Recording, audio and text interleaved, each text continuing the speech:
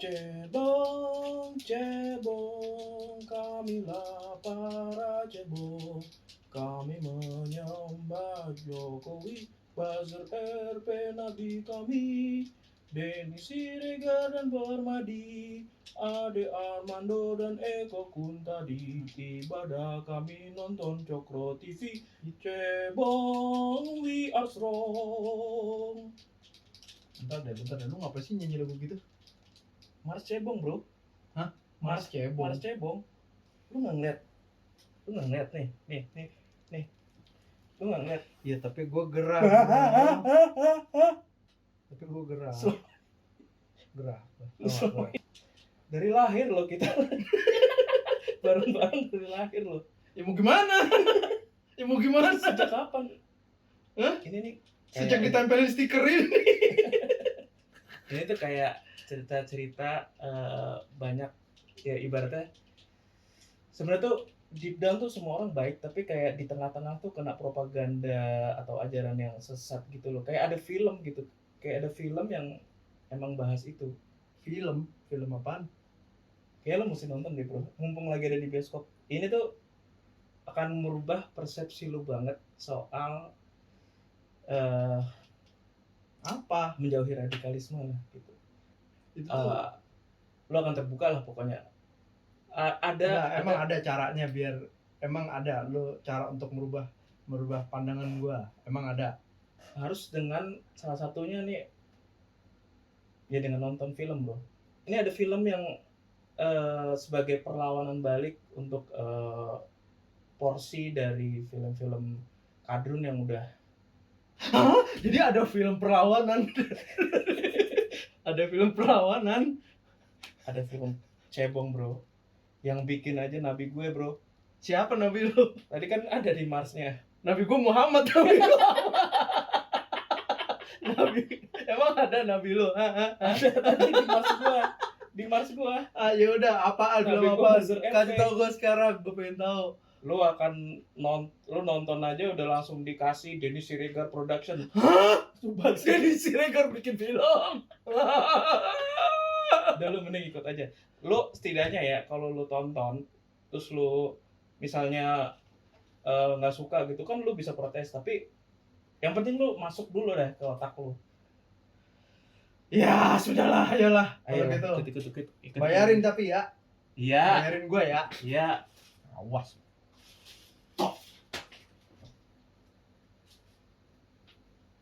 Aduh.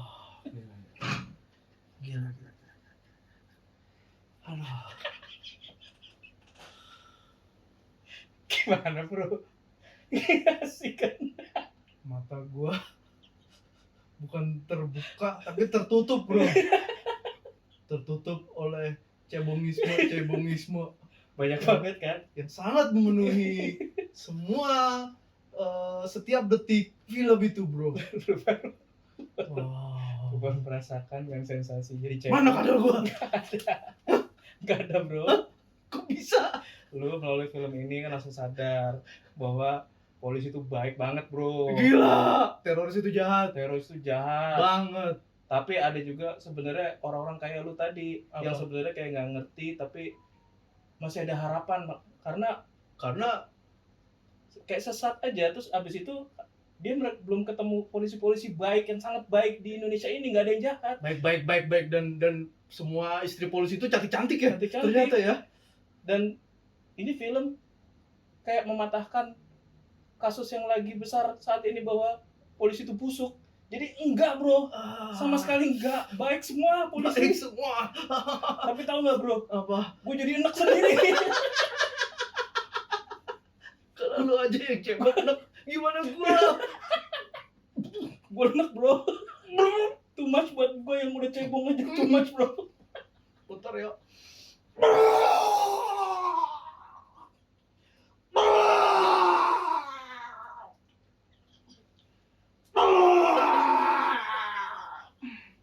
Aduh, udah kebuang semua bro. Masih ada bro. Oh, masih ada. Kita mesti bersih-bersih dah. Iya. Kayaknya kita mesti mandi dah. Mandi dulu kali ya. Iya, mandi dulu. A few moments later. Aduh. Seger, terbebas dari semua Cebongisme. cebongisme. Oke. Walaupun gue udah nggak jadi kadrun lagi sih jadinya. Jadi rumusnya gitu ya. Buat yang kadrun nonton film tadi, pulang mabok, mandi, langsung bersih, ya kan? Wow. Nah, mungkin penonton penasaran ya, film apa sih tadi yang kita tonton? Saya patah, bro. Kamu apa?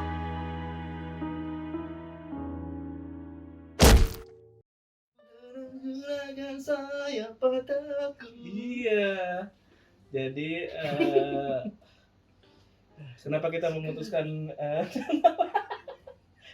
kenapa kita memutuskan nonton film ini, karena ya gue sih yang nyaranin ya. Iya. seperti benar-benar tadi kita lakukan, gue saranin kan.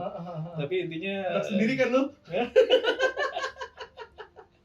Tapi intinya kenapa menurut gue menarik untuk nonton film ini, karena memang ya lagi rame karena ini diproduksi oleh Denny Siregar aja sih. Oh, Denny Siregar itu.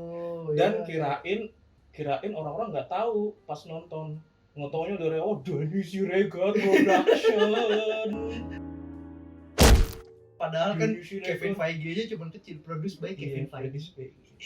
Ini Tiba-tiba baru nonton Denny Denny Siregar. Siregar. Sutradaranya aja belakangan daripada nama sutradaranya lebih besar di dunia perfilman, lebih belakangan daripada nama Denny Siregar. Rudi Sudjarwo aja kecil loh Di tengah-tengah. Jadi Denny Siregar Production mulai dulu, baru Rudi Sudjarwo Denny film. segini nih. Ini misalkan layar segini nih. Ini layar segini nih. Denny Siregar segini. Rudi Sudjarwo segini. Kita langsung aja ya. Bentar, masih. Ya lanjut. Gue tadi sih mencret jadi nggak mentah. Ya jadi Kita review ya. review dan langsung seperti biasa langsung spoiler aja kan. Iya. Ini spoiler warning nih. Seperti biasa kita nge-review film harus spoiler. Soalnya kalau nggak spoiler nggak asik. Karena kadang-kadang kekonyolan itu ada di spoilernya itu. Lah. Jadi ceritanya tentang apa sih tadi tuh film? Kita cerita dulu kali ya. Iya. Gimana. Kalau dari Sinopsis lah. Ya. Kalau dari sinopsis intinya kan yang diperkenalkan kepada dalam setiap promo art atau posting-postingan di medsos ya, intinya tentang kerusuhan di Makobrimob yang terjadi tahun 2018. Intinya di situ ternyata gue juga baru tahu gitu dari film ini, karena gue juga nggak terlalu browsing dulu berita-beritanya gitu Sama. Gue juga nggak kepengen tahu banget gitu. Gue pengen lihat aja ini film gimana nih gitu. Ternyata begitu ditarik mundur, ternyata film ini menjelaskan bahwa peristiwa di Makobrimob itu ada kaitannya dengan pemboman di Surabaya. Nah tapi itu gue juga nggak tahu tuh bener begitu apa enggak, karena gue kira itu fakta ya, tapi ternyata ketika akhirnya kita di ending film tuh dijelaskan bahwa ini fiktif. Jadi agak-agak bingung tuh itu beneran apa enggak, atau mungkin cuman mengaitkan aja ya gitu. Dan intinya ya tentang radikalisme lah. Jadi kayak ini kayak film yang melawan polisi, the good guy versus teroris, the bad guy. Ya udah dimulai film dari, jadi ceritanya dari ada polisi yang memang lagi memantau 3 orang ya kalau nggak salah. Ada 3 orang yang lagi beraktivitas di rumahan itu. Ada Iwaka ya. Iwaka jadi kayak bosnya gitu, bos ustad. Ya bos bestong. Nggak ustad ya nyebut ya. Nggak tahu deh dia tuh ustad apa enggak, tapi menurut tuh gimana sih Iwaka-nya sendiri? Meyakinkan jadi ini sih, meyakinkan jadi kepala teroris K-Drone. Iya, sebenarnya K-Drone nggak sama dengan teroris loh. Iya. kita sebutnya teroris aja ya. Teroris aja lah. Tante kita kan kardun juga, tapi kan bukan teroris. Itulah. Tapi menurut gua si Iwaka iya secara looks ini secara Dengan looks, jenggot yang nanggung-nanggung. nanggung itu meyakinkan banget memang. Cuman actingnya biasa aja ternyata. iya. Actingnya biasa sih. Mungkin juga itu karena dari faktor sutradaranya kali ya. Ya mungkin. Yang kayak emang pengen bikin si teroris tuh orang jahat gitu. Kesannya kayak- jadi kayak Justru kan kayaknya seremnya itu adalah dimanipulasinya. iya di mana Kalau terlalu kayak gitu-gitu mulu kelihatan banget jadi orang jahat lu Disney villain gitu. Terus lanjut, terus kan dia ceritanya ada dua orang yang datang ke rumahnya si Iwaka nih, si Leong. Nah ternyata salah satunya ada polisi. Ya, ternyata itu adegan kayak plot twist gitu ya. Iya, protes tiba-tiba dibunuh tuh si polisi yang nyamar tuh. Dibunuh pakai kantong plastik. Ah, Hati deh. Walaupun sebenarnya itu masih ada napas sih orang kantong plastiknya nggak nempel banget sih. Enggak ada, kita udah cek kayak gini. Terus dirobek. Iya harusnya begitu orang, cuma plastik kresek doang ya. Secara bersamaan tuh udah langsung diperkenalkan ada si Nicholas Saputra. Iya. Tapi dia cuma ngambil air wudhu. Cuman iya ya. Iya, kayaknya tadi seingat gue sih begitu. Hmm. Ngambil air wudhu, kelihatan bahwa dia punya Artinya istri apa? yang hamil. Kalau ngambil air wudhu Islam, beriman, baik. Ya kelihatan banget bahwa di sini aja udah langsung memperlihatkan kayak ada dua sisi bahwa lu bisa jadi Islam tapi baik gitu. Ini ada Islam tapi sesat gitu. Malah terorisnya nggak dikasih lihat ada adegan sholat. Iya sama sekali. Iya, nggak ada. Ya walaupun Nicholas Saputra juga nggak ada sih adegan sholat, teman at least dia Nggak ada ngambil air wudhu ya. Iya. Ya ada adegan ibaratnya perkenalan aja kalau dia tuh si Nicholas Saputra kayak sayang dengan anaknya ya di dalam kandungan, jadi dia kayak paling boneka gitulah gitu. Di situ tuh masih lumayan lah karena gue merasa beneran kayak di awal tuh pace-nya masih lumayan, nggak dragging. Karena kayak ya udah malah ya yang muncul di otak gue waktu nonton tuh kayak pas nonton di awal tuh kayak langsung gue membandingkan terus sama posternya. Jadi kayak gue langsung merasa kayak gila ternyata filmnya action ya, maksudnya nggak segitu romance banget. Ternyata ini kayak gue jadi kayak mikir gila keren nih filmmakernya kayak bikin film yang rada action, yang bahkan action politis gitu ternyata, tapi covernya romance, jadi kayak loh ini strategi bagus nih gitu. Di awal-awal tuh gue ngerasa gitu, jujur aja gitu. Jadi kalau sampai main-main gitu tuh posisinya masih lumayan enak tuh karena itu abis adegan yang tegang kan. Jadi masih kayak manis-manis sweet gitu, masih adegan cocuit dah. Ya cocuit. Ariel Tatum juga cantik banget ya di situ ya. Cantik lah. Iya, maksudnya di situ tuh kelihatan si Nicholas Saputranya so sweet, Ariel Tatumnya cantik banget. Flare. Masih belum kelihatan acting jeleknya ya. Iya. Masih kita nonton masih masih ditolerir lah. Dari awal Nicholas Saputranya nggak dikasih tahu kalau dia itu polisi, kayak nggak ada adegan kalau menunjukkan dia polisi. Iya. Baru pas setelah adegan cocuit itu tiba-tiba 3 polisi di awal yang mengintai didatengin sama Nicholas Saputra. Nicholas Saputra part of them gitu. Kirain, tapi itu kan bisa juga jadi mikir bahwa apa dia teroris juga, tapi ternyata part of the team. Masa teroris ganteng gitu? Iya juga sih. Mungkin lah. Botak teroris. Kayak gini Teroris kan bucel. Istrinya masa cantik kayak gitu? Masa cantik? Nggak mungkin teroris istrinya cantik begitu. Teroris tuh istrinya cantik nanti di surga. Ada adegan jadi si Leong ini dia ngedatangin salah satu umatnya namanya Roshid.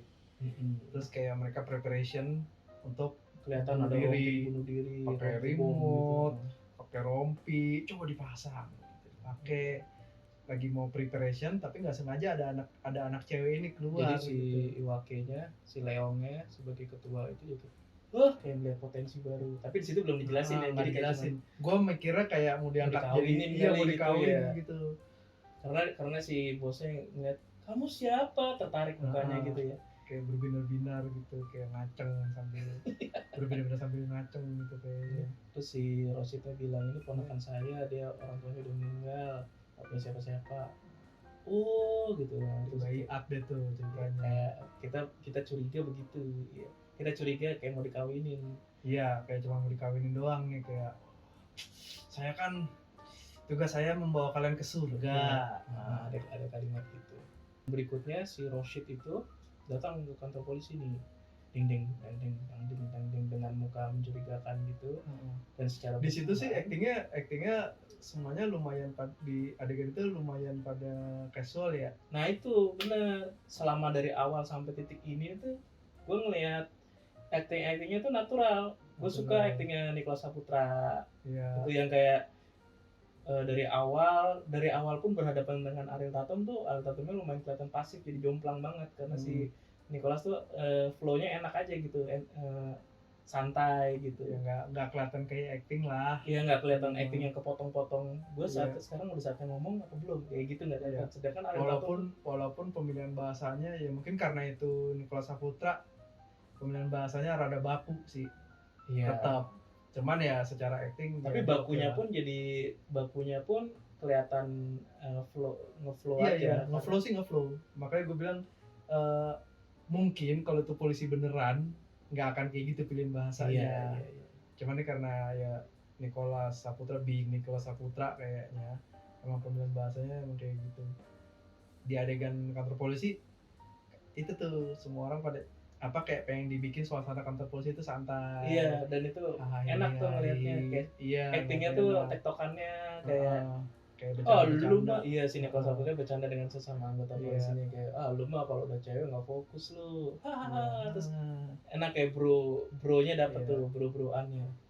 Itu datanglah dua polisi dari Jakarta ceritanya. Iya. Si Poppy Sofia dan Aryawan. Nah, Bersamaan. gua agak bermasalah tuh sama adegan Iya, Roshid di situ tuh. Karena ada orang cuman gitu doang di satu tempat itu doang berdiri, terus berapa kali si Aji nih si Nicholas Saputranya juga udah merhatiin ini orang aneh nih. Tapi terus ada polisi dari Jakarta disambut, bro, nih lewatin, terus sempat ngeliat si Roshid lagi, ini orang aneh nih. Sampai 3 kali apa 4 kali gitu. Sampai 3 kali gitu. Iya, baru nyuruh temennya tolong ya perhatikan, awasin gitu. Gue punya kata yang tepat. Apa? Itu adalah permulaan kegoblokan polisinya kelihatan di film Iya. ini. Jadi ternyata selain polisi itu baik, polisi itu goblok ya di film ini. Dan itu baru permulaannya tuh. Ya gimana ya? Suruh begini tapi juga telat gitu loh akhirnya. Telat, kayak lo kalau emang udah ngapain ada orang di satu spot gitu doang. Dan itu pas lagi si Ajinya nih kalau Saputranya begini itu kan si orangnya itu masih di tempat itu ya. Harusnya bisa langsung sergap gitu. Sergap aja gitu. Kok bisa ketinggalan? Maksudnya udah ada perintah gini dan dia jalannya juga nggak lari. Iya. Gini doang tapi telat diikutin tuh. Ya ibaratnya order nih, lu awasin, tapi nggak diikutin. Langsung aja tanyain, Pak, kenapa Pak? Iya. Dan dia masih sempat ada adegannya gitu sih, akhirnya Roshidnya keluar dari kantor polisi, jalan lama, itu nggak diikutin, berpapasan deh akhirnya sama muncul tuh tokoh cewek si keponakannya itu. Pas udah kelihatan juga masuk, gitu dong. Sementara ada polisi yang nggak yang masih pakai seragam gitu, dia lebih pintar. Ada cewek di depan gerbang, dia samperin, ada apa ya Bu? Sementara polisi yang pakatnya pada tinggi tadi malah ada orang celingak-celinguk, bro. Yang benar lah tanyain dia, Pak, ada apa Pak? Dan jujur pas lagi di adegan itu gue masih agak bingung, ini nyata nggak? Kalau nyata gue nggak bisa komplain gitu, nggak bisa komplain dengan kegoblokannya, karena gue mau komplain saat itu, akhirnya gue mau komplain bahwa si Roshid itu jalan Nih bosnya ada di situ. Itu kan goblok juga tuh terorisnya. Iya. Kayak Cuma menampalkan di diri sebelah banget. sono. Iya menampakkan diri banget karena itu kan juga diliatin sama si polisi yang dua polisi yang ngikutin si Rosid itu akhirnya ngeliat tapi gini doang.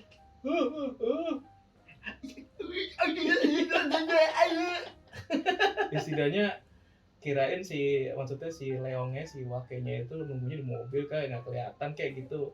Iya. Ini kelihatan banget sampai si dua polisi itu bisa ngelihat gitu. Kayak pikirannya tuh udah langsung kayak musuh-musuh gitu.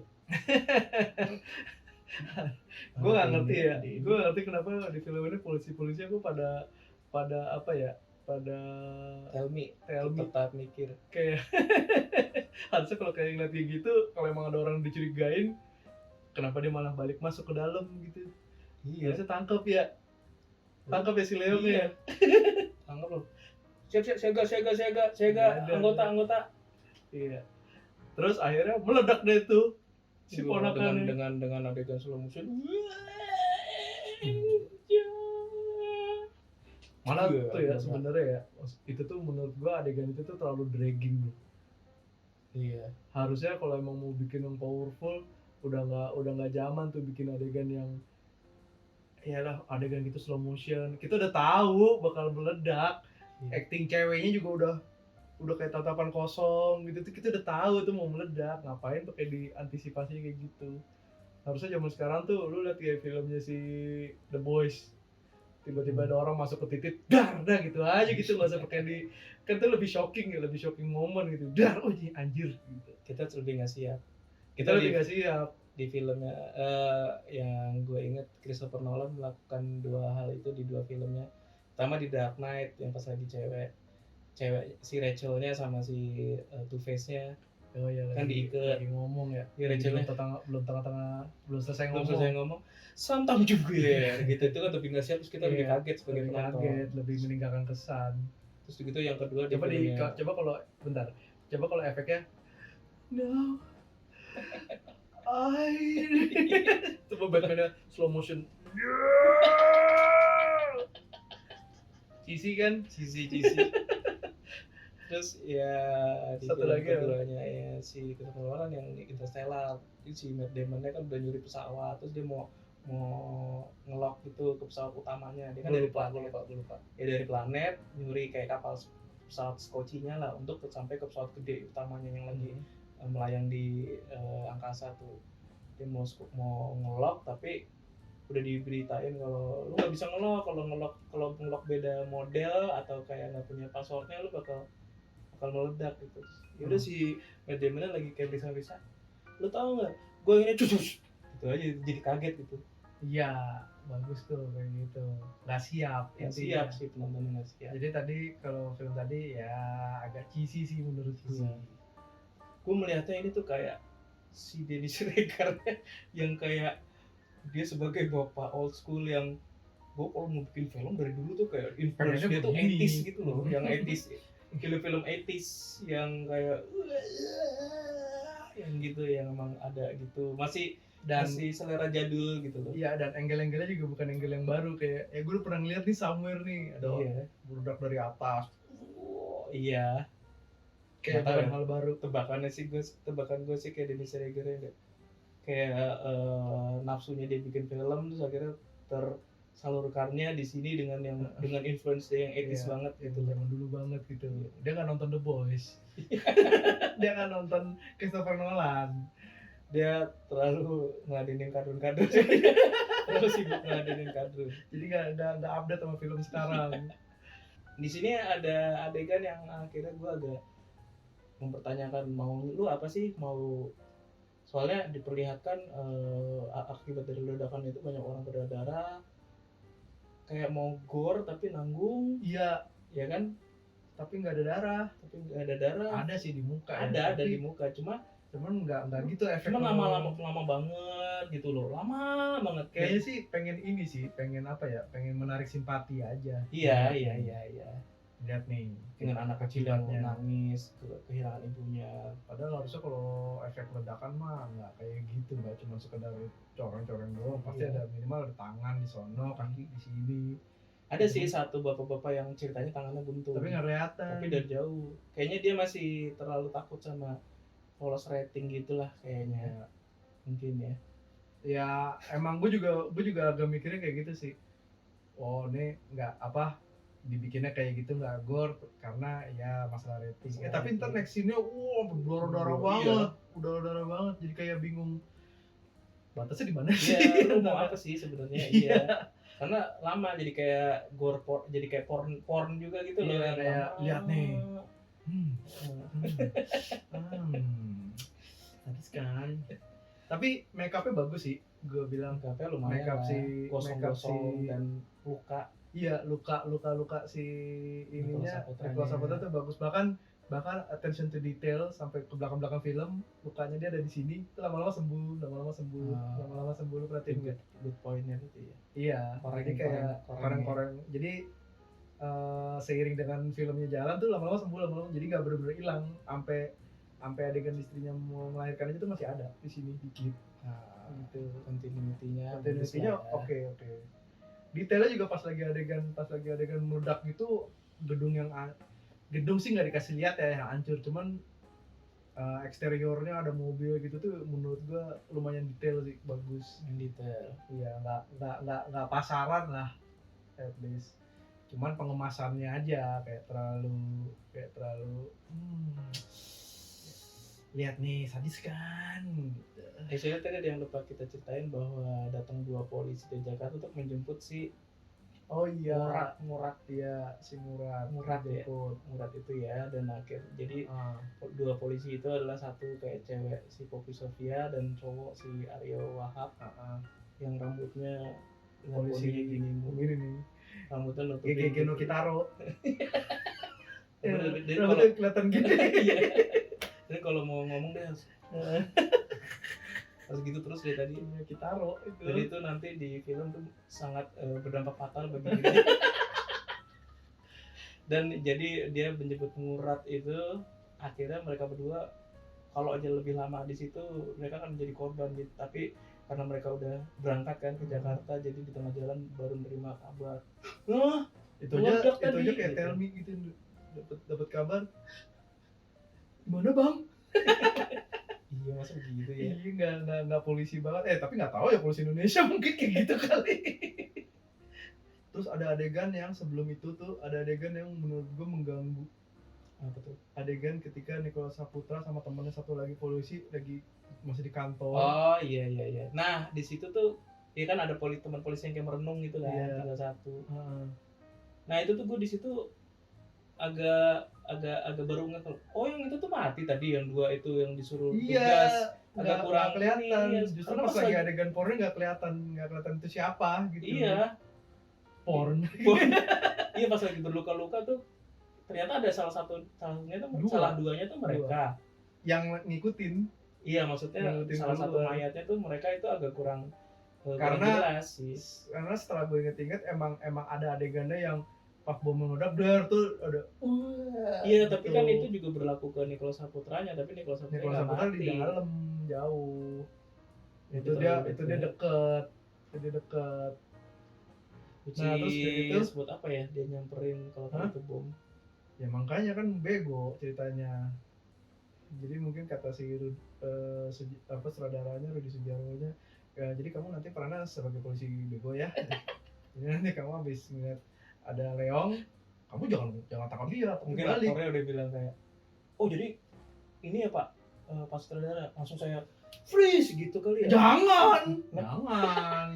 Oh ya tidak, kamu harus jadi polisi bodoh di sini. Kamu balik nyamperin bomnya, ya. Kalau bisa bomnya kamu giniin, meledak. Nah, itu Tapi kalau Pak, bisa. pakai HT gitu. Attention. Peringatan semua anggota personil. Kayaknya nggak ada aja deh. Kan ketinggalan. Iya.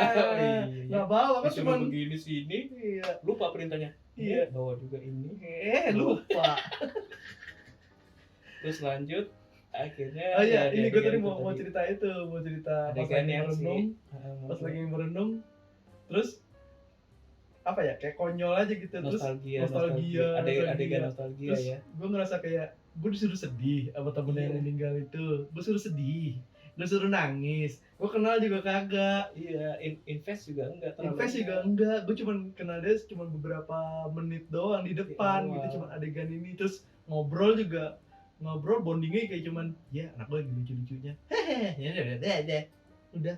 Iya. Terus udah gitu dipaksa sedihnya adalah langsung dikasih lihat, pada polisi tapi kayak anak SMA, kejar-kejaran megang HP, ada nostalgianya gitu ya. adegan nostalgianya gitu, kayak itu padahal polisi tapi kejar-kejaran kayak anak, kayak anak SMA.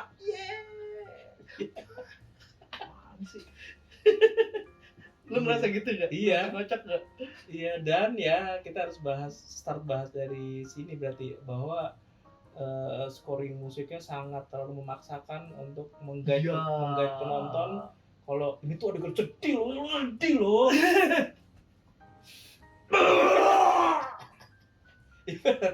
dan itu kayak ada Mr. Crab datang dengan violinnya yang kecil. Let me play a sad song for you on the world's smallest violin. Itu suara biolanya tuh kayak di kuping banget gitu. Kuping banget.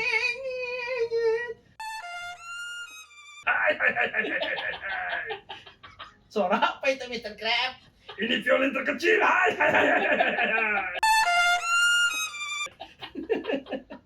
Beneran ganggu banget, Terlalu di foreground sih. Iya, Gitu ya, maksud scoring ya. gua harusnya tuh kan ya namanya aja gue nyebut itu kalau buat film tuh back song. Iya. Back. Iya, back. Bukan for song, bukan di depan. Itu terlalu di depan banget gitu.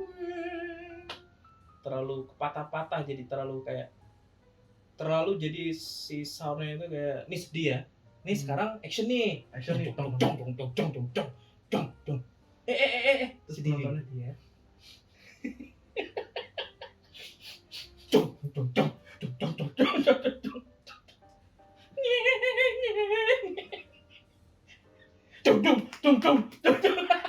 Udah prepare bentar lagi action, gue gak mau. Iya. Daripada gue kaget harus tegang dulu tapi nangis. Bentar tegang nih.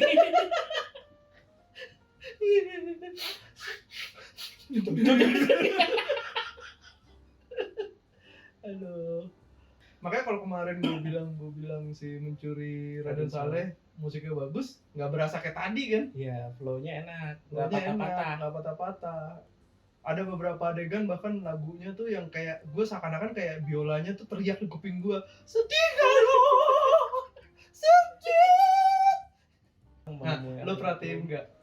Bom meledak, buar gitu, sampai malam nggak ada ambulan. Iya.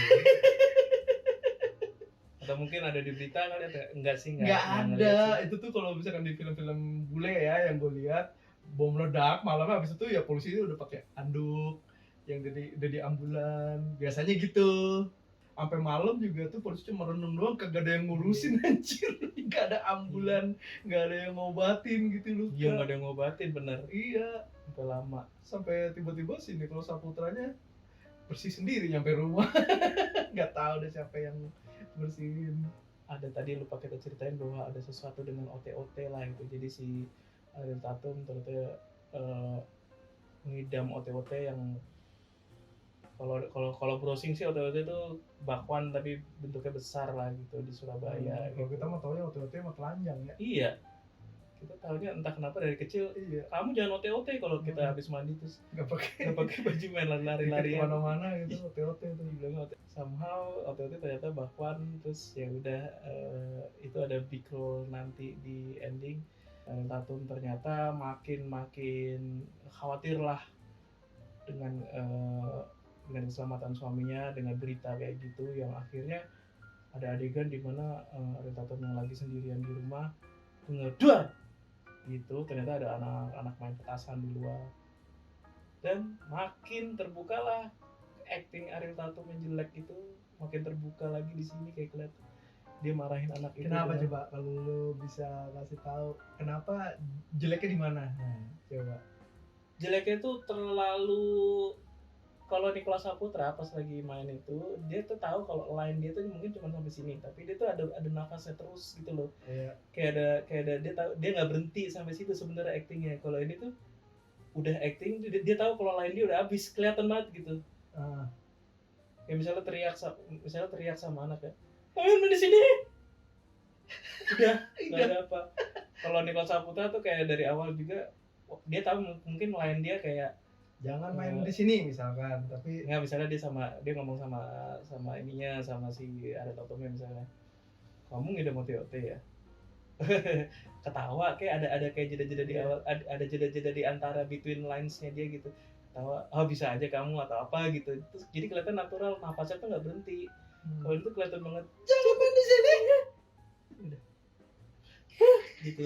Dan itu sama Nicholas Saputra juga untuk hal-hal untuk dialog-dialog kecil juga, untuk dialog romansa antar suami istri juga kelihatan banget gitu, patah terus delivery-nya tuh kayak sinetron banget, kayak nonton kayak sinetron banget. nggak Kamu nggak natural kalau iya gue nggak bilang natural. untuk seorang istri ngomong ke suami. Iya bahasa gitu tuh banyak bahasa. merem-merem gitu. Jadi kayak apa ya, kalau boleh disimpulkan Ariel Tatum tuh enak dilihat nggak enak ditonton. Kalau dilihat cantik banget, iya memang, Iya, tapi kalau ditonton nggak enak, aduh kurang gitu. fotogenik tapi tidak videogenik. Iya, ya itu enak dilihat nggak enak ditonton karena terlalu sementara si Nicholas Saputra ngomongnya tuh kayak ya sebagaimana layaknya ngalir aja. Ini tuh yang enggak sayang, iya gitu tuh, kayak cantik dialog, enggak aku tuh gini cantik dialog lagi, iya cantik lagi. Capek iya, lama-lama. terlalu kayak mentingin. Yang penting gue kayaknya gue harus kelihatan cantik nih di Yang tinggi kurang lepas. every second, harus kelihatan cantik. Ini tuh ada perbandingan, ya gara-gara gue pernah nonton itu aja tuh apa, Layangan Putus tuh. Ya dinamika Putri Marino sama Reza Radian tuh kelihatan naturalnya gitu. Kayak berantem kelihatan gitu. Ngeflow-nya tuh kelihatan. Jadi apa ya, setelah akhirnya nonton Layangan Putus dan ngelihat bahwa aktris Indonesia bisa kayak gitu tuh, langsung ngelihat gitu langsung jomplang sih. Dan disandingkannya juga si Ariel Tatum sama Nicholas Saputra bener-bener jomplang juga.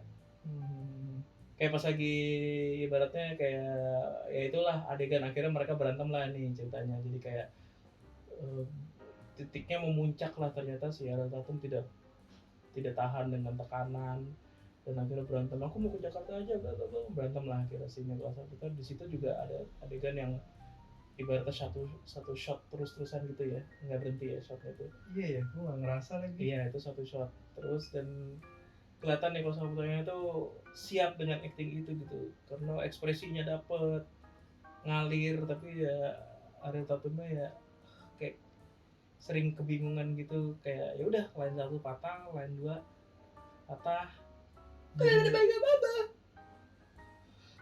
gitu ya. Kayak gini banget dah. Itu banget dah, sinetron banget sih. Iya. Next day-nya ternyata Nicholas Saputra bangun udah ada Ariel Tatumnya tersenyum, kirain udah mau baikan atau gimana, ternyata ini apa, dia udah akhirnya jadi mau pergi ke Jakarta, pulang ke ibunya. Pulang ke ibunya. Ya di situ ada ini juga sih, ada satu pertimbangan dialog berantem yang agak nggak masuk akal. Si Ariel Tatumnya bilang, aku kayaknya mau ngundang tetanggaku deh ke sini. Terus Nicholas Saputra bilang, kenapa nggak ibumu aja suruh ke sini gitu kan. Iya. Terus pas akhirnya si Ariel Tatumnya bilang mau pulang ke ibunya, malah si Nicholas Saputra malah kayak agak keberatan tuh, agak aneh sih.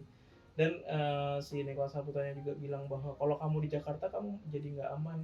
Itu jadi aneh juga sih, karena habis terjadi ledakan terorisme di Surabaya terus dia bisa ngomong gitu tuh aneh.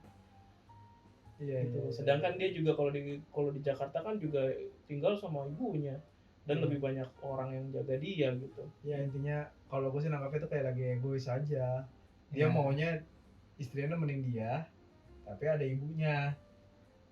Iya. Kalau ke Jakarta kan nggak ada yang nemenin dia jadinya.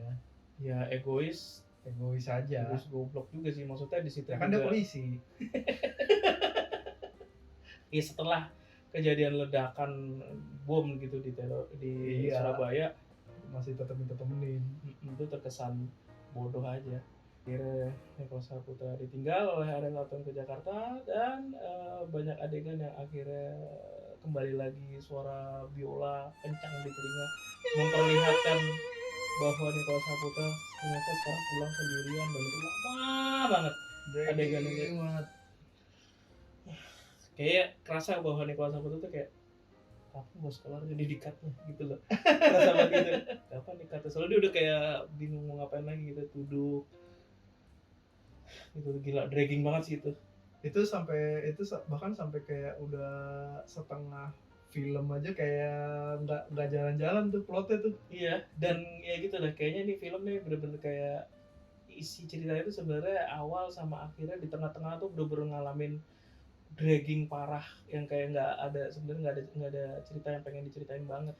Iya, padahal maksudnya ya kalau emang ini mau bikin cerita tentang kerusuhan, itu tuh harusnya tuh banyak yang bisa digali, kayak misalkan lebih ngasih lihat cara si Leongnya tuh ngebujuk orang. Iya. Dikasih lihat Manipulatif. tuh gimana caranya sampai si yang ponakan yang si Rose tadi bisa sampai tiba-tiba mau willing untuk bunuh diri.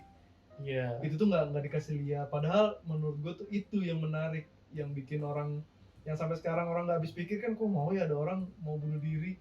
Nggak cukup dengan cuman ada satu adegan saya membawa kalian ke surga, itu nggak believable. Itu tuh yang harusnya bisa diangkat, bisa digali. Malah harusnya ya gitu, karena gue nangkepnya karena ini terlalu polarisasi bahwa teroris jahat, polisi baik. Jadi kurang angkat si teroris dari segi terorisnya, jadi kurang mengangkat itu nggak diangkat banget. Jadi kayak teroris jahat udah lu percaya aja. Iya, polisi baik nih, lihat nih istrinya cantik, kan kayak gitu. Jadi kayak terlalu Kayak nggak ada akar masalah kenapa dia jahat gitu ya. nggak ada akar masalah kenapa jahat, nggak ada kasih tahu bagaimana Solusinya. iya. Lu nonton film Endgame, kenapa itu bagus banget? Karena kita falling in love sama Thanosnya, yang karakter. Karena villain yang bagus adalah kita percaya bahwa itu villain, tapi ada ide-idenya dia yang, nah ya benar juga ya. At least kayak gitu tuh. Itu yang bikin menurut gua kita sebagai penonton akan ter-engage ketika kita tuh ada sedikit banyak gue setuju sama nih orang tapi nih orang salah. Ada kayak gitu yang kayaknya ini nggak ada sama sekali. Di tengah kita diperkenalkan karakter-karakter polisi di Makobrimob Jakarta. Ada Nugi sebagai komandan. Terus dia akhirnya berkesempatan untuk menginterogasi Murad.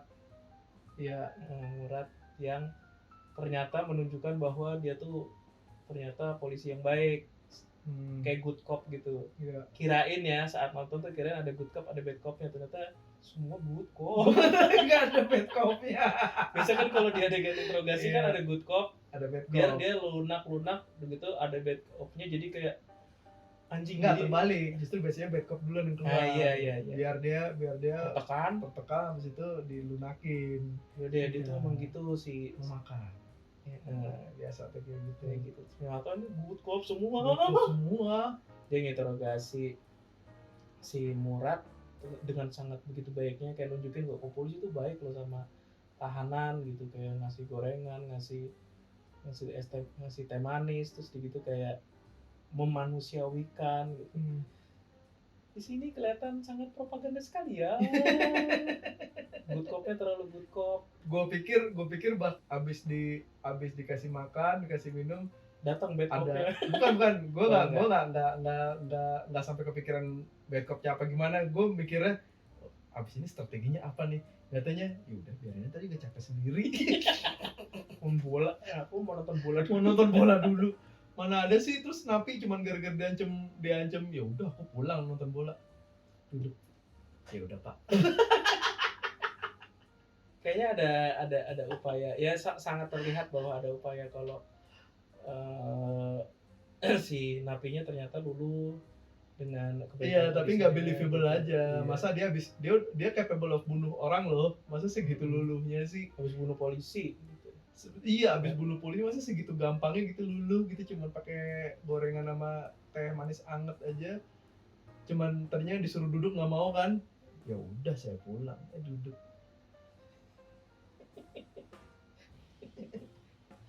Terus akhirnya berlanjut ke percobaan penangkapan di 2 tempat yang berbeda. Satu ingin menangkap si Iwake, si Leong, satu ingin menangkap si Tempatnya Rosid. Rosid dengan itunya dengan komplotannya lah kayak Mad Dog gitu tuh, kayak si Iya. Ruhian itu. Gitu, dan secara bersamaan si Nuginya kayak mencoba ini juga ibaratnya kayak Bener mengambil kan? nyari kepastian dari si Muratnya itu. Terus kayak apa sih, nunjukin foto keluarganya gitu. Iya. Itu nggak agak kurang jelas sih itu, maksudnya ini menyangkut keluargamu juga, maksudnya itu mengancam apa gimana?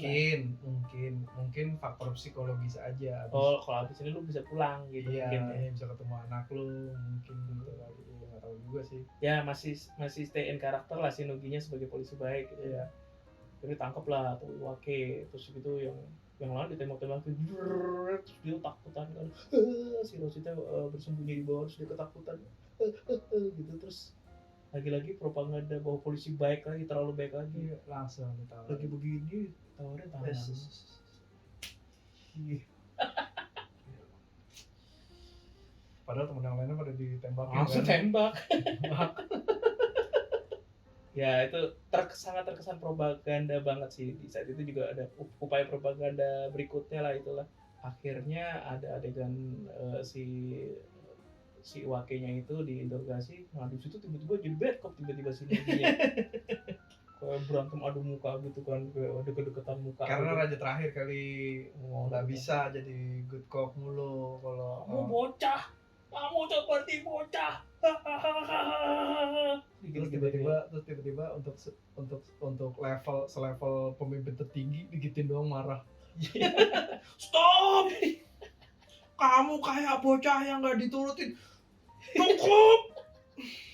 Gue kebayangnya tuh sutradara pengen bikin adegan yang mereka ini, tapi gimana ya cara elevate-nya gitu. Ya udah kayak gitu doang. Kamu kayak bocah yang nggak diturutin terus ngambek. Cukup!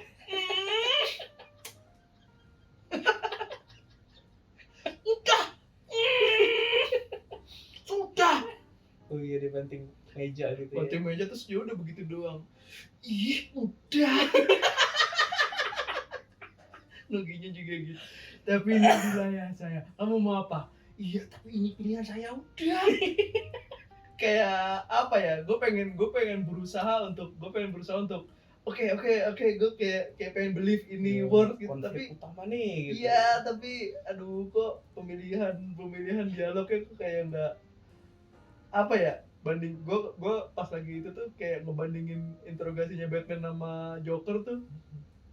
Batman bisa segitu gregetannya gitu monjokin Jokernya, there's nothing you can do to hurt me gitu. Itu bikin orang tambah gregetan kan. Ini tuh weak banget aja gitu. Kamu kayak bocah terus sekelas cuma kata-kata doang, makin anak-anak. Gue juga baru ingat ada yang kemarin gue lupa bahas di Mencuri dan Saleh, bahwa ada adegan interogasi nggak pernah ada tuh polisi gebukin orang. Iya kemarin ya pengen bahas itu, bahwa kayaknya kenyataannya sebenarnya kayak gitu kan. Iya. Banyak cerita gitu. Banyak apalagi cerita bahwa lo kalau di interogasi sama polisi ya digebukin dulu. Udahlah, ngaku aja lah. Ya kan, lo yang bunuh kan, ngaku aja udah.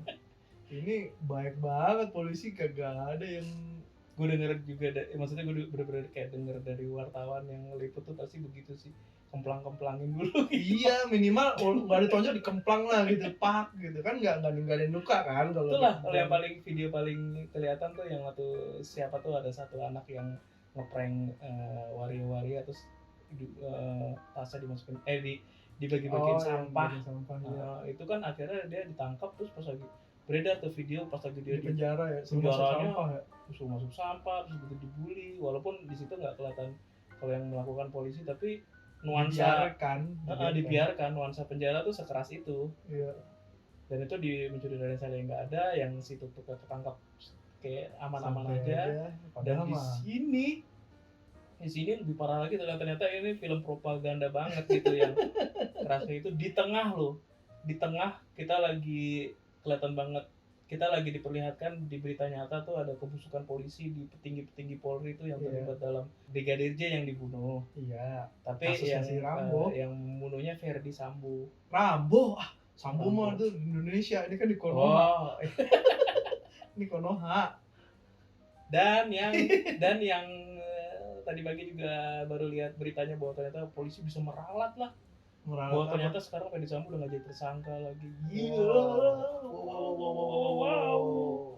Gitu ya, gitulah pokoknya di tengah apa ya, jadi sangat tidak bisa, sangat sulit untuk tidak mengkaitkan bahwa kok kayak film propaganda polisi banget di tengah polisi lagi ancur-ancurnya namanya gitu. Ya film Harusnya Patah ini jadi gitu banget sih. Menumbuhkan kembali, wah polisi heroik sekali. Iya, terlalu good cop banget di sini tuh, semua bego lagi. Sebenarnya mulai terjadi kayak ada, wah kayaknya mau berontak nih, komplotan si Leong ini, si Waki ini, karena dia ditahan terus gitu kayak ada adegan oper-operan tools lah, itu kayak apa dijadiin satu gunting bla bla bla itu ya kan, kayak ada obeng ada apa gitu. Meanwhile itu si tokoh utama kita datang ke Jakarta, Mas bukan tiba-tiba di tengah-tengah kita lagi dikasih lihat adegan si Leong pengen kabur dari penjara, pindah ke adegan si polisi Nicholas Saputra ini ketemu sama istrinya, kangen, terus mencium leher. Mulai aneh nih. Oke, cium leher doang kan? Tiba-tiba di nomprok di tembok. Frame rate langsung berkurang dari 30 jadi. Jadi kayak apa ya? Ini ada istilahnya, kalau gue sering dengar dulu, ada istilahnya nama unnecessary sex scene. Jadi kayak ya sex scene yang cuman buat bikin orang penonton relax aja, tapi sebenarnya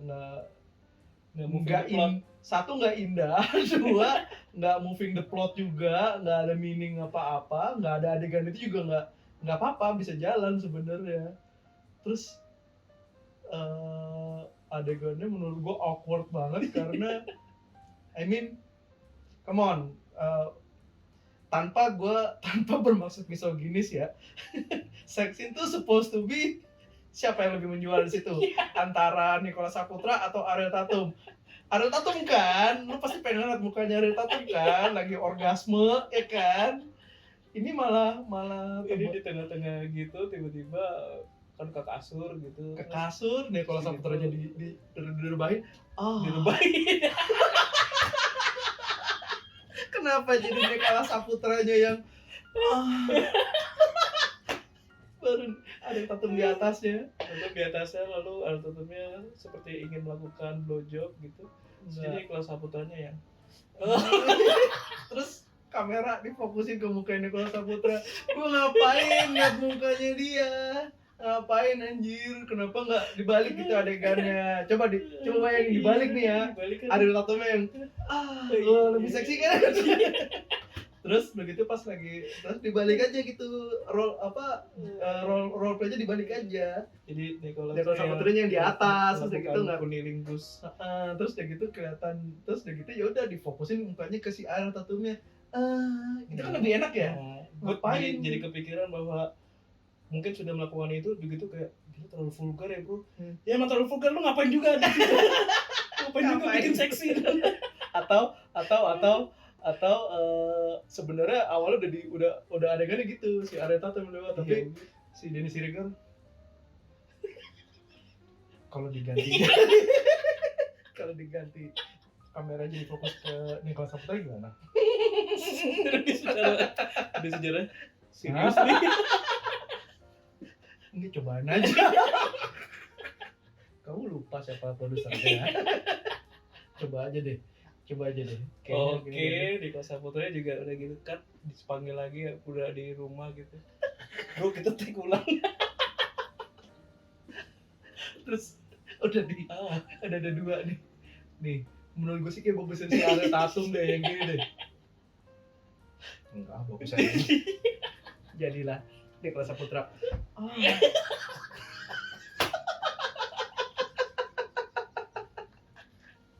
Enggak, ini bagus. Nicholas Saputra, gue seneng ngeliatin nih. Udah nggak ada yang nyuruh, maksud ibaratnya nggak ada pentingnya adegan seksi itu ada. Abis itu nanggung pula, ciuman aja dia nggak ngeliatin. Udah mau ciuman di rubah. Switch, ditutupin. Mungkin pas ciuman beneran ada, tapi Denny Siregar nggak mau. Jangan. Aduh, jangan cut. Aku cemburu deh. Cemburu. Nanti kalau Saputra ciuman. Jangan nggak mau. Iya, jadi sangat menimbulkan banyak pertanyaan. Arti itu fungsinya apa? Pertama kayak ketahuan banget bahwa ini di tengah-tengah tuh banyak sekali nggak ada, kelihatan banget nggak ada plot yang signifikan di antara dua tokoh utamanya, si Nicholas Saputra dan Ariel Tatum. Kedua, ketika akhirnya ada sex scene gitu, terus nanggung juga. Ketiga, karena ini ibaratnya representasi cebong gitu ya, jadi kayak mungkin jadi kayak takut. Cebong seksin. Iya.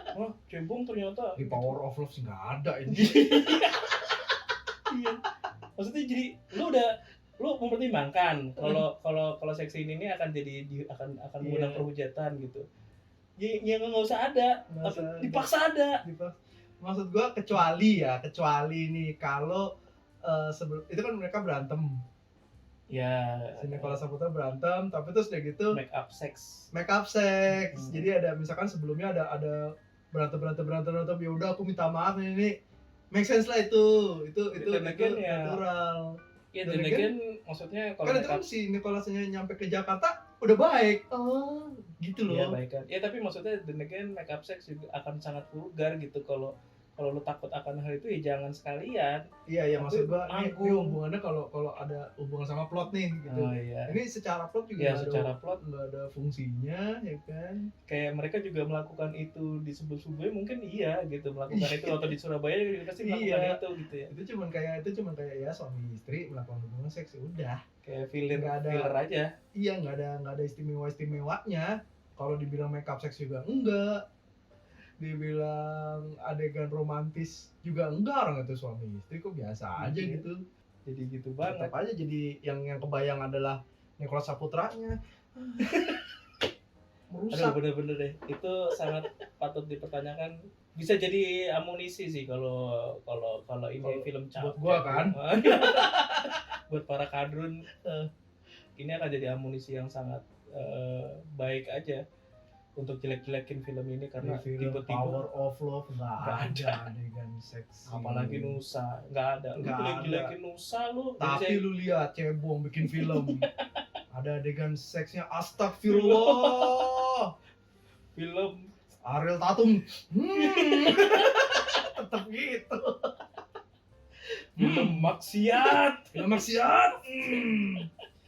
ntar gampang tinggal berdalihnya, tapi kan lebih baik dikasih lihat Nicholasnya. Iya juga mukrim. Kegoblokan polisi berikutnya bahwa ada Iwake sebagai pemimpin terorisnya di sel, dia kayak mencoba memprovokasi polisi. Ini adegan penting, bagaimana sebuah makobrimob bisa kuasain sama teroris. Kirain cerdas banget, gimana banget gitu kayaknya plotnya untuk bisa menguasai satu makobrimob. Kan beritanya kan gitu kan, makobrimob dikuasai teroris gitu, dikuasai tahanan. Nah, akhirnya plotnya adalah caranya memprovokasi doang sih Iwakenya. ada kiriman paket. Oi, yang di sana. Dan lagi-lagi terlalu kelihatan banget propagandanya yang polisinya terlalu good yang nggak ada pak. Saya lihat dulu ya. Saya lihat dulu ya. Yang di sana, paket saya mana paket saya? Bentar ya Pak. Kok kalah dominasi gitu energi dari ketua teroris terhadap polisi tuh, polisinya tuh bisa begitu gitu. Ibaratnya kita kebayangnya gitu, berisik lo anjing, Berisik emang. Telat. Berisik lo. Tampol kayak gitu. Ini udah jelas-jelas benar-benar orang yang dalang dari pembunuhan gitu. Nah, dia capable of membunuh orang loh. Iya. Terus diperlakukannya bentar.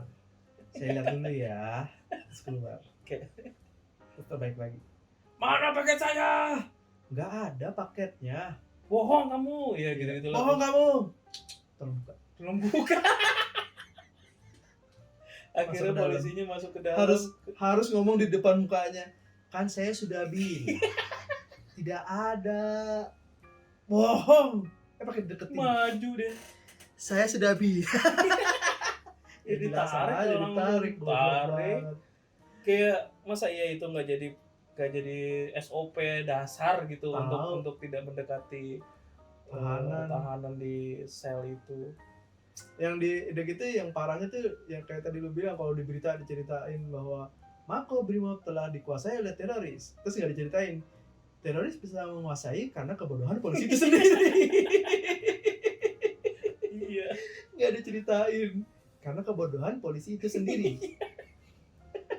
Apakah itu jadi mempertanyakan apakah benar? Iya, secara gue jadi memikirkan jangan-jangan based on narasumber atau misalkan siapa atau terorisnya gitu yang di interview gitu yang begitu. Kalau kejadian gitu goblok banget. Jadi gitu, kebayang gak sih lu?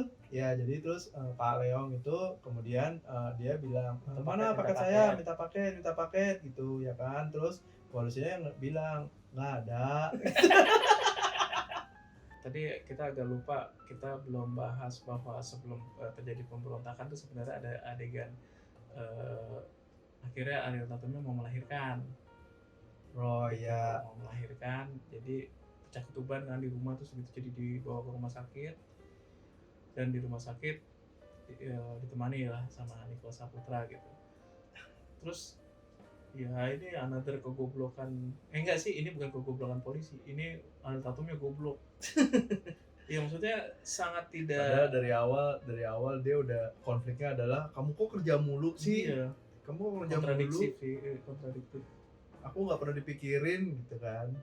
Dan akhirnya di momen dimana genting banget yang membutuhkan intimate gitu, dimana dia mau melahirkan, si Nicholas Saputranya udah berubah untuk dia gitu kan, udah minta izin. Iya, ibaratnya udah dia kan sempat ditelepon gitu ya di adegan yang mau melahirkan itu, sempat ditelepon sama si bosnya, masih Nugi tuh. Terus kayak maaf Pak, saya nggak bisa soalnya saya mau melahirkan gitu. Oh ya sudah, good cop itu kan. Iya, Nugi the good cop. Ibaratnya udah ada, ibaratnya ini kan kayak si Nicholas Saputra sudah changing lah untuk istrinya, dan udah berubah lah, berubah ngikutin ya udah lu lagi mau melahirkan, ya udah gue temenin. Ya, ini minta izin. Momen ini iya udah momen vital lah gitu. Malah Ariel Tatumnya jadi kontradiktif sendiri. Cewek suka gitu kadang-kadang. Cewek suka gitu emang. Kamu enggak ke kantor? Enggak, aku udah minta izin. Ke kantor aja nggak apa-apa kok. Enggak, aku udah minta izin sama bosku dan udah diizinin. Tapi aku mau TOT. Aduh. Kayak enggak. Iya benar sih, motivasi karakternya jadi aneh di situ, jadi kontradiktif sama. Sebenarnya kalau dilihat secara karakter iya kontradiktif. Tapi itu cewek masih gak begitu. Emang cuman suka sebenarnya dia marah-marah di depan tuh cuman buat ngetes aja. Latihan aja. Iya, caper aja. Begitu udah diturutin ya udah gue enggak apa-apa kok. Enggak apa-apa kok. Masalahnya itu fatal. Masalahnya itu permintaan bodoh untuk permintaan bodoh untuk cuman minta OT Iya, doang. di depan kantor kamu ada yang jual OT loh. Itu bodoh sekali untuk nyuruh sampai ke kantor. Udah tahu lakinya alkoholik ya, workaholic ya. Alkoholik. Segitu doyannya kerja disuruh ke kantor. Sudah ke kantor dan itu juga udah tahun 2018 yang seharusnya udah ada GoFood Udah lah ada ya. GoFood ya. Gue masuk Gojek aja 2019, berarti harusnya udah ada 2018. Iya, dan Nah, tapi kan polisi goblok ya. Ya terus kayak gitu. nggak, terus kurang tahu juga sih, Harus Tatum tahu ada OT itu di depan Makobrimob tuh dari mana? Apakah dari GoFood? Dia cuma bilang dia sih cuma bilang katanya ada yang jual OT enak di depan kantor kamu. Oh ya udah GoFood aja. Harusnya kan gitu ya. Ini enggak usah. Aduh, benar-benar nih. Udah akhirnya jadi konyol gitu, jadi bodoh sekali. Itu keputusan yang sangat bodoh karena itu fatal. Karena dia akhirnya Nico Saputra jadi harus ke Makobrimob yang di sana sedang terjadi pemberontakan daripada takanannya. Gara-gara polisi goblok, another polisi goblok lain, Iya, ya kan? Tadi kita udah ceritain. Terus ya udah ada adegan di mana Nicholas Saputra udah sampai Makobrimob pun ketemu si Nugi itu Ketemu pun. komandannya, Malah udah disuruh dinasehatin, pulang. malah dinasehatin untuk ngapain kamu di sini? Ngapain di sini? Udah pulang sana pulang. Ya Pak, siap komandan, pulang. Ya siap. Itu tuh banyak banget gitu. Ya, tapi nggak jalan-jalan. Udah keluar nih, udah keluar. Terus dia pakai aku bentar lagi jalan. Bentar lagi jalan pakai Terus ngetik. ketemu lagi tata ngetik. Masih di sini aja. Udah pulang. Ya siap komandan. Ya udah aku duluan ya. Gitu. Mana pakai masker? Ngapain coba? Harusnya Ikut-ikutin. minimal beli dulu ya OT-OT-nya ya. Iya. Aduh. Nggak, maksudnya dia sadar waktu lah. Istrinya tuh lagi dikit lagi mau melahirkan. Ya salah istrinya, udah tahu suaminya workaholic, pakai disuruh ke kantor. Ya udah ke kantor udah, aduh enak nih kerja. Ikut-ikutan interogasi buat apa? Itu tapi di awalnya ditawarin sebenarnya pas ketemu sama sama si Arielnya itu ya yang apa enggak nanti kamu Poni ikut ini. aja gitu si Kitaro Gigeno Kitaro itu ditawarin udah nanti kamu ikut aja interogasi gitu, tapi sama komandan yang kekuatan lebih tingginya lagi udah disuruh pulang. Dan ibaratnya harusnya ada dua motivasi yang lebih kuat.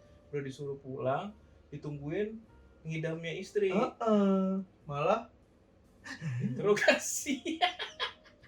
Kan menginterogasi Murad tuh, dan si Muradnya itu minta ibaratnya minta air ya kalau nggak salah, atau Iya. dikasih air lah gitu, yang akhirnya yang ngambil kan si Aji atau Nicholas Saputra ini, dia ngambil air di situ udah denger tuh ada pemberontak, kirain akan ada mengambil tindakan apa, balik ke ruang interogasi. Kasih minum, habis itu jadi kalau dirunut kejadiannya pulang apa interogasi ya interogasi aja. Terus tapi moments later lagi ngambil air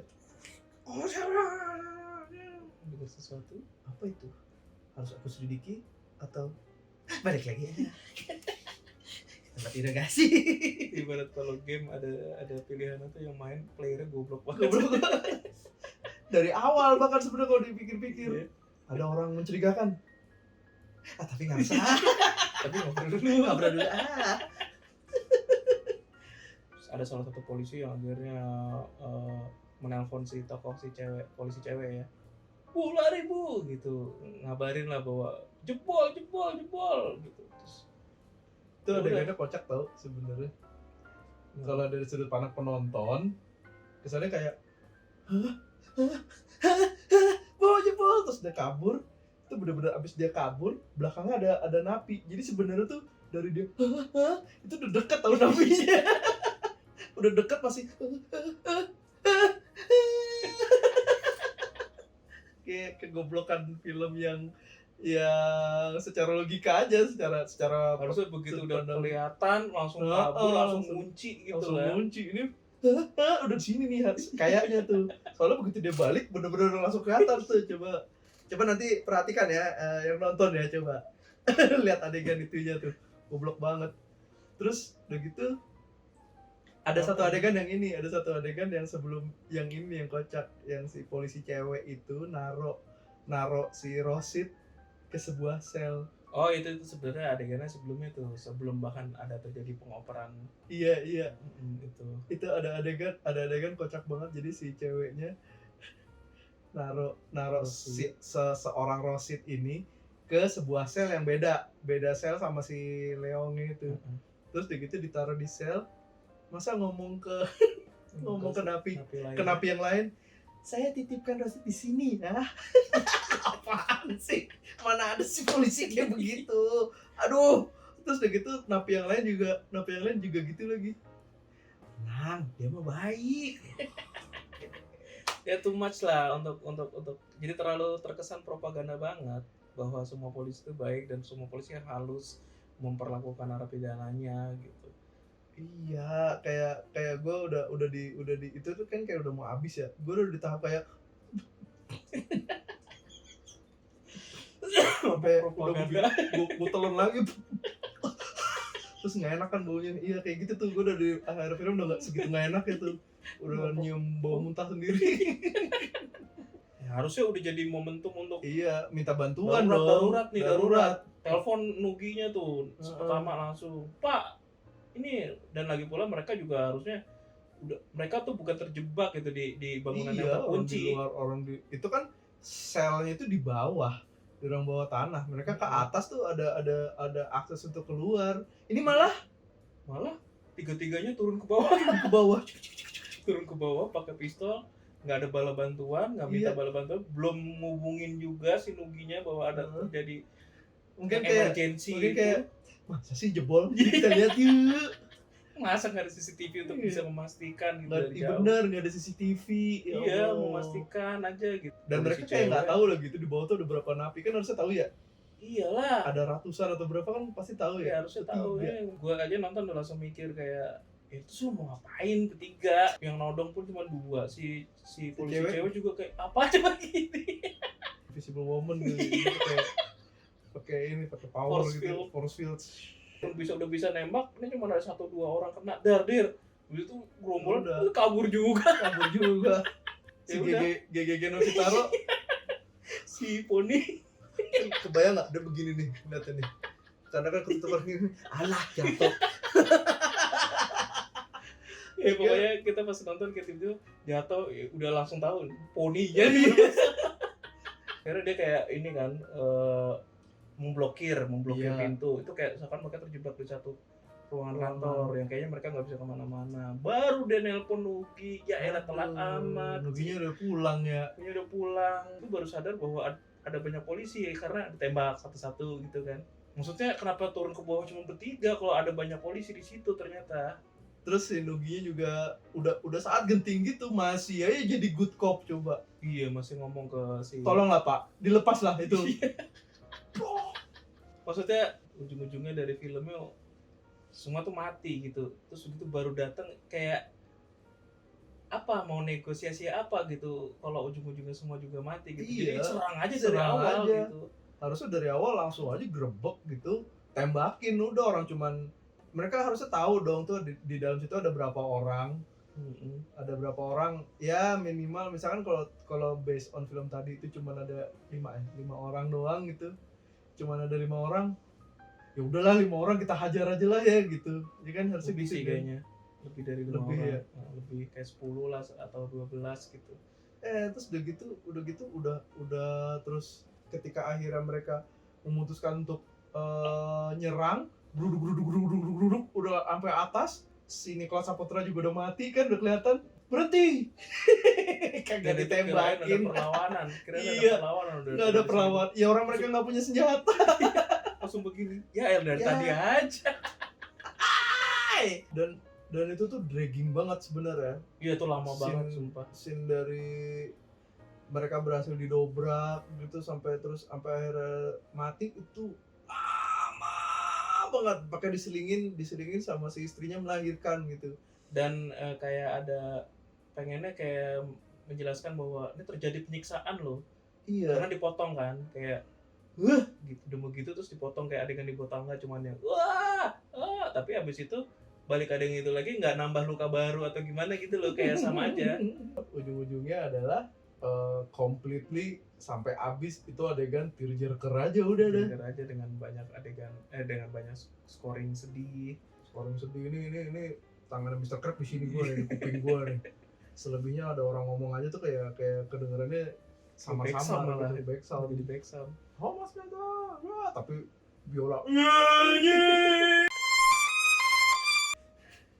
Dan adegan ada apa sih, pengawalan gitu ya, kayak pengawalan jenazah para polisi yang Ya, itu lebih ke kayak Ya. kalau gue ngeliatnya mau gimana pun itu kayak cuman pamer kegagahan polisi aja sih. Nggak, soalnya pas gue lagi nonton itu tuh gue merasa karena selama ini karena sepanjang film gue masih ngerasa itu tokoh-tokoh asli gitu, itu jadi kayak ngerasa ini pernah kayak- terjadi ya. Ya. Tapi sejujurnya agak lebay, kayak really bener-bener ada polisi terus gitu ada orang membentangkan bendera merah putih di sepanjang jalan gitu. Di JPO juga ada orang berbaris. Iya, di JPO-nya di atas. Really is that really happening gitu. Kirain itu tuh kejadian aslinya. Ternyata akhirnya pas setelah Ini hanyalah fiktif. setelah itu adegan itu habis, ending gitu, ternyata ini ada keterangan karakter ini fiktif belaka, dan ada kan ditampilkan tuh polisi-polisi yang gugur. Ternyata nggak ada yang namanya yang sesuai yang di filmnya. Siapa aja nama polisi yang gugur tuh nggak gue ingat nggak bisa relate Aji yang mana nih gitu, nggak ada. Semuanya tuh namanya beda semua, dan abis itu didukung dengan berikutnya ada keterangan film ini hanya segala karakter di film ini fiktif belaka, segala kalau ada kemiripan hanya kebetulan belaka gitu lah. Jadi Karena ini hanyalah propaganda. ya, jadi kesimpulannya apa yang bisa ditarik? Bahwa polisi itu baik, teroris itu jahat. Ya, ini filmnya terlalu, ya kalau yang gue rasain kayak si Dennis Siregar tuh benar-benar angkatan tua kan dia ya. Itu kayak ibaratnya langsung kayak mikirin selera dia tuh selera bikin film ala 80s yang kelihatan banget kayak dari shot-shot yang kayak tadi tuh yang slow motion sama unnecessary sex scene-nya itu. Biasanya unnecessary sex scene itu kan ada di film 80s ya, tiba-tiba langsung pasti selalu ada gitu di film 80s, di film-film blockbuster gitu. Out of nowhere gitu. Jadi kayak ya udah nih kayak nafsunya dari Sergio pengen bikin film yang sesuai selera dia. Kesimpulan gua ini film sebenarnya ada hal-hal penting, kayak misalnya menjelaskan bahwa radikalisme itu memang sifatnya tuh lumayan toksik dan manipulatif, di mana mereka tuh bisa mengorbankan keluarga sendiri gitu. Karena ya walaupun memang ini disajikan di film yang nadanya sangat propaganda banget gitu, karena kayak ada sisi polisinya terlalu good cop gitu, tapi memang itu kejadian kan di dunia nyata gitu memang. Tapi ya di satu sisi ini jadi mirip kayak terlalu kental, terasa seperti film propaganda G30 PKI gitu, yang saat dulu kan pihak pemerintah yang berkuasa saat itu gitu bikin sesuatu untuk mengokohkan pihak pemerintah yang seakan-akan lagi melawan pihak yang dilawan gitu, pihak yang berbahaya gitu.